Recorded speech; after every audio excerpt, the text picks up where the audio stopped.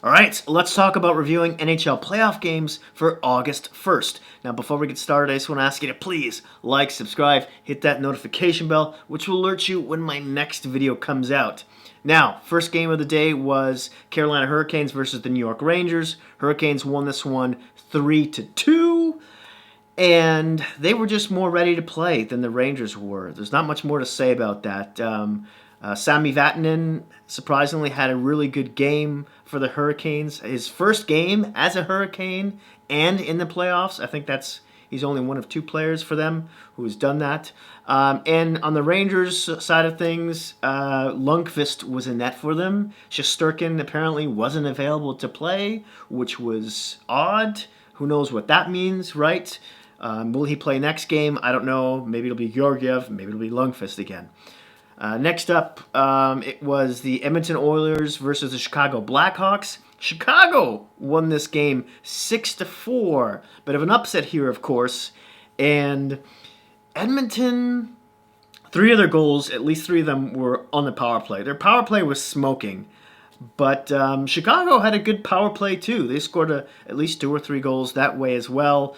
And really, in this game, Edmonton was awful defensively. It wasn't just their defense, which was bad, who was coughing up pucks. It was just the team defense in general wasn't any good. And Smith wasn't that good in net either. He was pulled during the game. I want to say it was the second period. Koskinen came in. He played much better. So I would assume he'll be starting the next game. For Chicago, Kubalik had a terrific game. He had like 5 points. So did Taves. Taves had a really good game too. So I don't think that there's no reason why Edmonton can't bounce back from this one. So yeah. We'll see what happens there. Ditto with the Rangers. I think they'll be able to make this one a series with the Hurricanes. Next game, let's talk about the New York Islanders versus the Florida Panthers. The Islanders won this one 2-1. And the Islanders played the Trotz game, really, to a T. They kept the game really close. Bobrovsky actually didn't have that bad of a game. One of the goals against him was slightly iffy. One could argue if it was stoppable or not. Of course, Bobrovsky had an awful regular season, which is why we're talking about this in the first place. But Pajot had a really good game for the Islanders. He scored the first goal. Boychuk went down with an injury. That's a problem. Maybe we could see, was it Noah Dobson, one of the rookie defensemen? Maybe he'll step in to play now. And Quenneville's got to get this team more disciplined. Florida kind of continues to cough up the puck, not as much as they usually do, but it's still happening. Next up, let's talk about the Pittsburgh Penguins versus the Montreal Canadiens. The Canadiens won this one 3-2 in overtime. Wow, and they got on the board first as well. Now, the game started with a flurry by Pittsburgh, and Price was lights out. He was really good. He kept them in their game, and then Montreal got the first goal. And it was, I think they went ahead 2-0 at one point, and then Pittsburgh caught up, and then Montreal scored in overtime. But Pittsburgh had their opportunity. Pittsburgh's power play was god-awful. The coach was being asked about that in interviews after the game, and so much that it was in the final few minutes or so of the third period, they had a 2-man power play advantage, and they blew it. So that's an issue. Malkin kind of didn't look like himself during this game either. Murray looked a little soft on that second goal. You could argue with me on that one maybe, but Price was really good. And the Canadiens, you got to give them credit. They had a good game. They really hustled here, and they clogged up that neutral zone, which is what you have to do when you play a team like Pittsburgh. But, Pittsburgh should be able to come back and do something with this. We'll see. Last game of the day was the Calgary Flames versus the Winnipeg Jets. Flames won this one 4-1. Lot of drama here. Lot to talk about.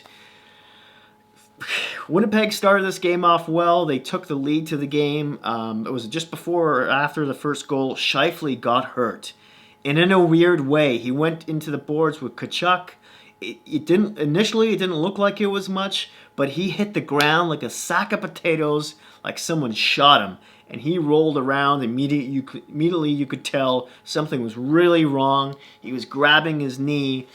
If you look at social media and some of the replays that you see afterwards, it's hard to tell because one of the linesmen or the ref kind of is in the way of the view of it. But Tkachuk's skate kind of comes up off the ice, and it looks like he might have clipped Scheifele in the Achilles heel, and that could be the injury. He could be done for the season for a while.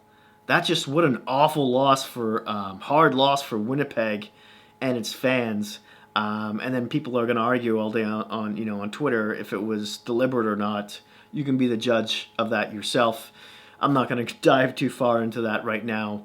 But now they came out like gangbusters after Scheifele went down and just hit everything that moved. Wheeler fought Tkachuk, yada yada yo. And the second period they came back and they were flat.